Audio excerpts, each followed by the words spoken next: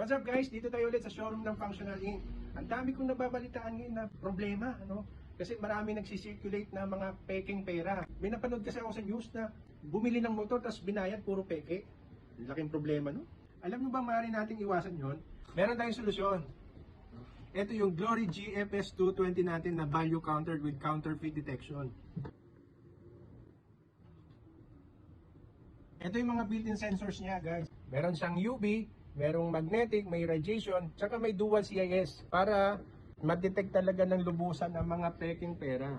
So walang kawala dito sa machine natin. Then ito ipapakita ko paano siya mag-function.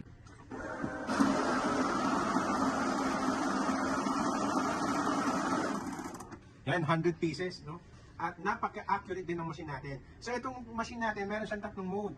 Meron siyang mixed denomination counting, meron siyang denomination detection counting, at meron siyang piece counting. So yung mixed denomination counting is for mixed denomination. So ito yung mga halo-halong pera. Tulad na lang pagtatanggap tayo ng bayad ng mga customer natin na halo-halo, hindi mo na kailangan pang i-sort yan. Lagay mo lang sa makina at siya na mismo ang mag-sort nun. At kayang-kaya niyang bilangin ng sabay-sabay at papakita niya yung display, number of pieces at ang total value.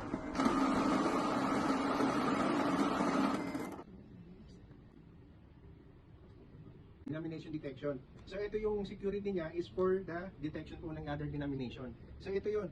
Meron tayong isang bundle ng 1,000 tsaka meron tayong 100. Ito ihalo ko sa gitna .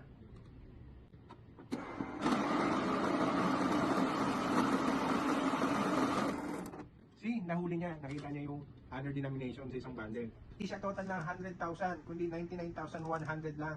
So di ba ang laking kawalan nun? Pag nalusutan kayo ng ganun, napaka-secured kung gamit mo ang Glory. Gusto nyo ba maging secure? Book na kayo for machine demonstration at makita nyo yung function ng makina natin. Glory GFS 220, the best to.